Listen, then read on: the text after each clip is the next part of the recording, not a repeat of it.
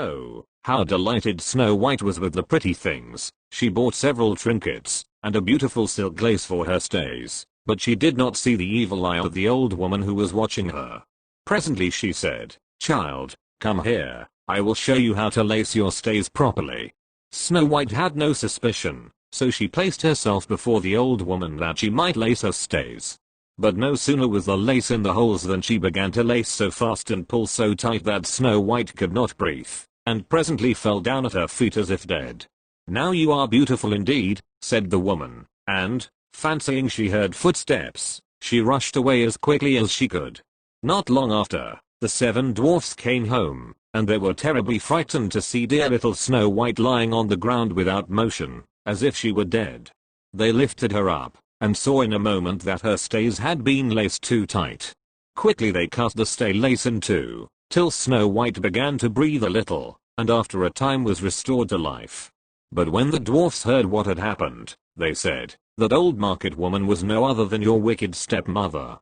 Snow White, you must never again let anyone in while we are not with you." The wicked queen, when she returned home, after, as she thought, killing Snow White, went to her looking glass and asked, "Mirror, mirror on the wall, am I most beautiful of all?" Then answered the mirror, "Queen, thou art not the fairest now, Snow White over the mountain's brow 1,000 times fairer is than thou."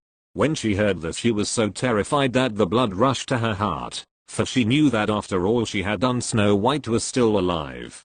"I must think of something else," she said to herself, "to get rid of that odious child." Now this wicked queen had some knowledge of witchcraft, and she knew how to poison a comb, so that whoever used it would fall dead. This the wicked stepmother soon got ready, and dressing herself again like an old woman, but quite different from the last, she started off to travel over the mountains to the dwarf's cottage. When Snow White heard the old cry, "Goods to sell, fine goods to sell," she looked out of the window and said, go away, I must not let you in." "Look at this, then," said the woman. "You shall have it for your own if you like," and she held up before the child's eyes the bright tortoise shell comb which she had poisoned. Poor Snow White could not refuse such a present, so she opened the door and let the woman in, quite forgetting the advice of the dwarfs. After she had bought a few things, the old woman said, "Let me try this comb in your hair, it is so fine it will make it beautifully smooth and glossy." So Snow White, thinking no wrong, stood before the woman to have her hair dressed. But no sooner had the comb touched the roots of her hair than the poison took effect, and the maiden fell to the ground lifeless. "You paragon of beauty," said the wicked woman, "all has just happened as I expected," and then she went away quickly. Fortunately evening soon arrived, and the 7 dwarfs returned home. When they saw Snow White lying dead on the ground, they knew at once that the stepmother had been there again, but on seeing the poisoned comb in her hair they pulled it out quickly, and Snow White very soon came to herself, and related all that had passed.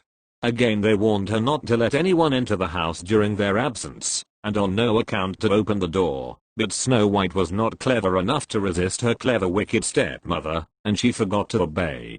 The wicked queen felt sure now that she had really killed Snow White, so as soon as she returned home she went to her looking glass, and inquired, "Mirror, mirror on the wall, who is most beautiful of all?"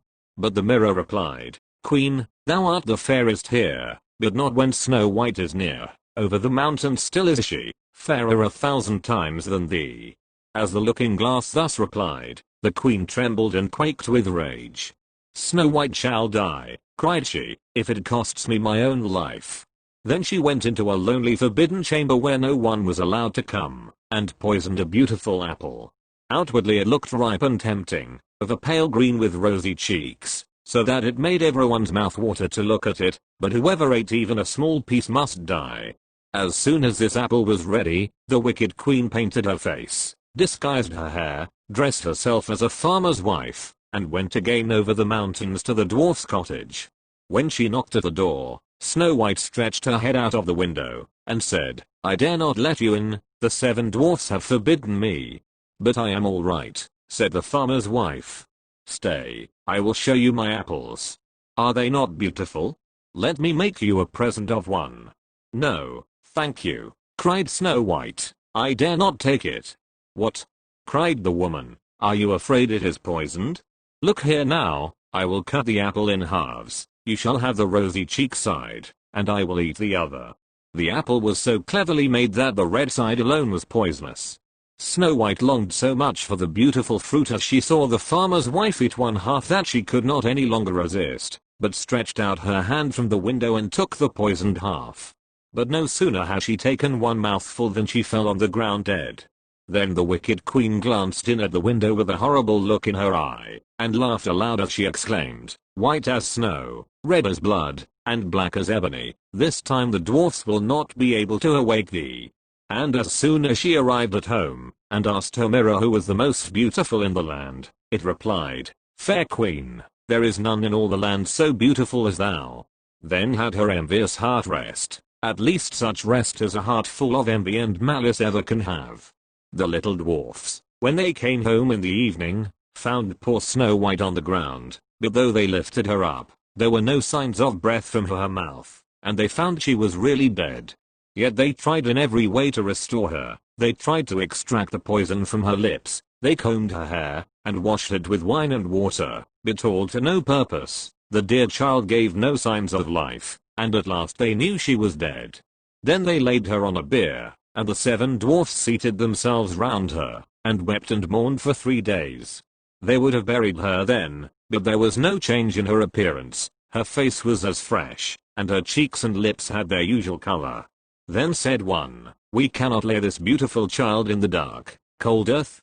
So they agreed to have a coffin made entirely of glass, transparent all over, that they might watch for any signs of decay, and they wrote in letters of gold her name on the lid, and that she was the daughter of a king.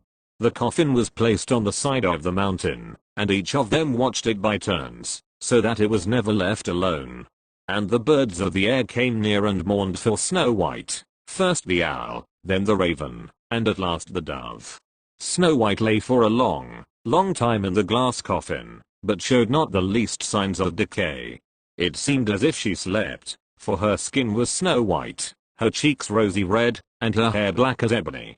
It happened one day that the son of a king, while riding in the forest, came by chance upon the dwarf's house and asked for a night's lodging. As he left the next morning he saw the coffin on the mountainside, with beautiful Snow White lying in it, and read what was written upon the lid in letters of gold. Then he said to the dwarfs, "Let me have this coffin, and I will give you for it whatever you ask." But the elder dwarf answered, "We would not give it thee for all the gold in the world." But the prince answered, "Let me have it as a gift, then. I know not why, but my heart is drawn towards this beautiful child, and I feel I cannot live without her. If you will let me have her, she shall be treated with the greatest honor and respect as one dearly beloved." As he thus spoke the good little dwarfs were full of sympathy for him, and gave him the coffin. Then the prince called his servants, and the coffin was placed on their shoulders, and they carried it away, followed by the king's son, who watched it carefully. Now it happened that one of them made a false step and stumbled. This shook the coffin, and caused the poisoned piece of apple which Snow White had bitten to roll out of her mouth. A little while after she suddenly opened her eyes, lifted up the coffin lid, raised herself and was again alive. "Oh! Where am I?" she cried. Full of joy, the king's son approached her, and said, "Dear Snow White, you are safe, you are with me." Then he related to her all that had happened, and what the little dwarfs had told him about her, and said at last, "I love you better than all in the world besides, dear little Snow White, and you must come with me to my father's castle and be my wife." Then was Snow White taken out of the coffin and placed in a carriage to travel with the prince, and the king was so pleased with his son's choice that the marriage was soon after celebrated with great pomp and magnificence. Now it happened that the stepmother of Snow White was invited, among other guests, to the wedding feast. Before she left her house she stood in all her rich dress before the magic mirror to admire her own appearance, but she could not help saying, "Mirror, mirror on the wall, am I most beautiful of all?" Then to her surprise the mirror replied, "Fair queen, thou art the fairest here, but at the palace, now, the bride will prove 1,000 times more beautiful than thou." Then the wicked woman uttered a curse, and was so dreadfully alarmed that she knew not what to do. At first she declared she would not go to this wedding at all, but she felt it impossible to rest until she had seen the bride, so she determined to go. But what was her astonishment and vexation when she recognized in the young bride Snow White herself, now grown a charming young woman, and richly dressed in royal robes. Her rage and terror were so great that she stood still and could not move for some minutes. At last she went into the ballroom, but the slippers she wore were to her as iron bands full of coals of fire, in which she was obliged to dance. And so in the red, glowing shoes she continued to dance till she fell dead on the floor, a sad example of envy and jealousy.